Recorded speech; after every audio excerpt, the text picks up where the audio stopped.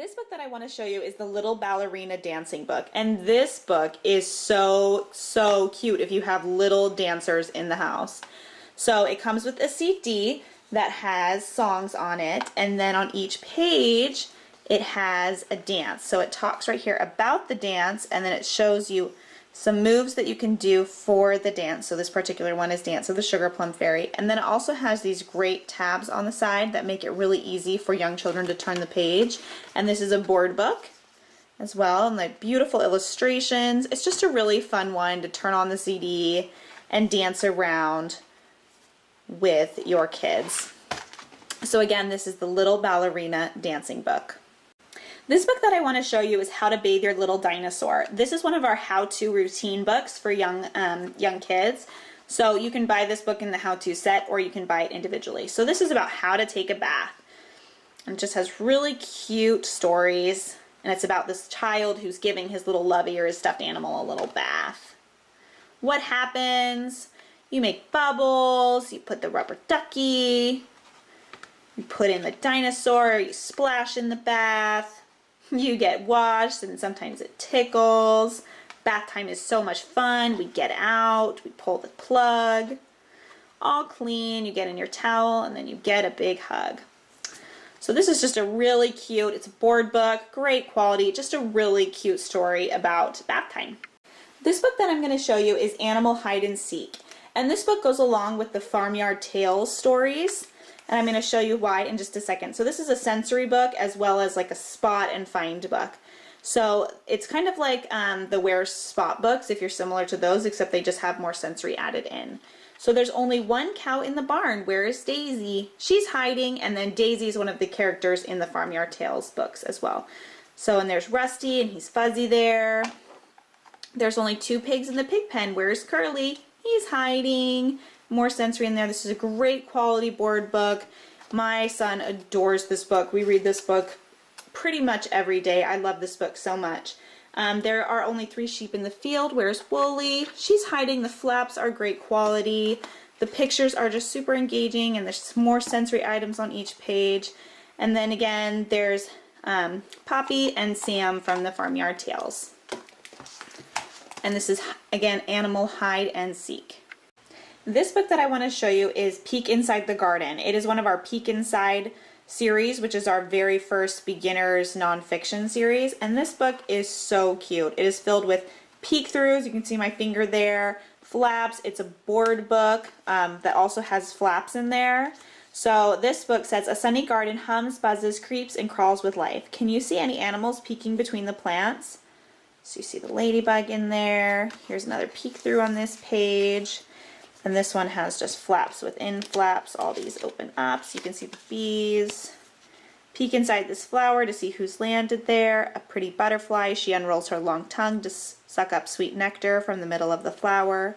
So there's little facts on each page. There's not too much. It's not going to overwhelm your young child. The Peek Inside books are great for probably like 2.5 would be the 2.5 would be what you would start with the Peek Inside books, and then older kids could listen to them as well. So I would say like 2.5 to probably 4.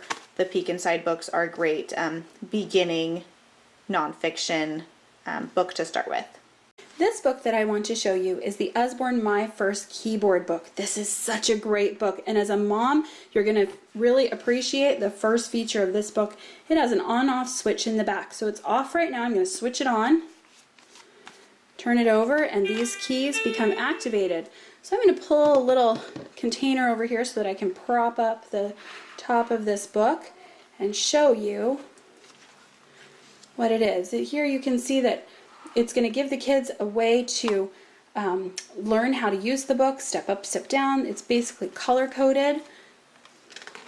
And they can have a simple song that they can play by following the color codes. For example,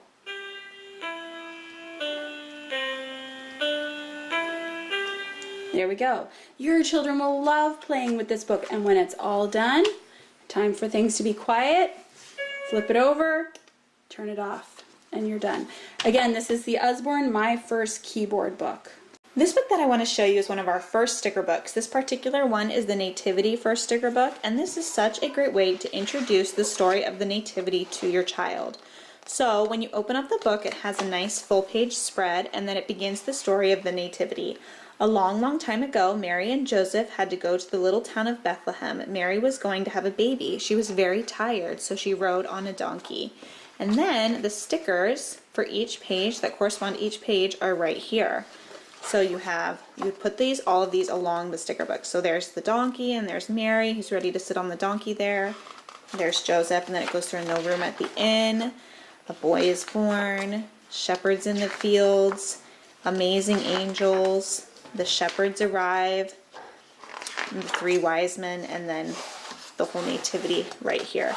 And then all of the stickers are in the back of the book so that your child can just be interactive as they learn the story of the nativity. I'm planning on using this book this Christmas with my child, and what we'll do is we'll probably read one page a night and let him do one activity each day, and then that's one of the things we'll do leading up to Christmas. So again, this is the first sticker book, and this particular one is Nativity. This book that I want to show you is called Mandalas to Color, and this is one of our more advanced coloring books, and this is so beautiful. So in the beginning, it talks about what is a mandala, different mandala styles, designing mandalas, just what you can do. And then it goes through different cultures. So this is Chinese mandalas, and you can color those. I mean, they are just so beautiful. And there's little small chunks of information in there about each one. Here's the Japanese ones, Indian, just kind of flip through just so you can see. But it is such a beautiful and fun coloring book to be able to create these and color these. Great one for an adult coloring book. It's just a great, fun one to have. This would make a really cute gift with a nice pack of colored pencils and mandalas to color. It's a great one. Again, this is Mandalas to Color. This book I wanted to show you is one of our Usborne coloring books. This is the Usborne Wildflowers to Color, and let me tell you, this book is one of my favorite coloring books. This is my demonstration book, but I have one for me that I'm working on right now. And the thing that I love about this book is that not only do you get to color, but you get to learn about the wildflowers too. So here we have an example of what coneflowers look like, and it talks about the coneflowers. They're a type of a daisy. It gives a scientific name, talks about the parts of a coneflower, and then you get to color the picture on the next side. Scarlet Pimpernel, same concept. Information about the flower, and then an opportunity to color it. Beautiful, fun coloring book. Usborne always has to turn everything into educational, and so that's what they do with coloring books. They turn them into a way to deliver education. This is one that my daughter likes to color with me. It's a really fantastic book. Put this alongside a lessons for students who are studying biology. Wonderful, wonderful, wonderful coloring book. Picture is absolutely beautiful. So if you are part of the coloring craze, make sure that you look at the Usborne Wildflowers to Color.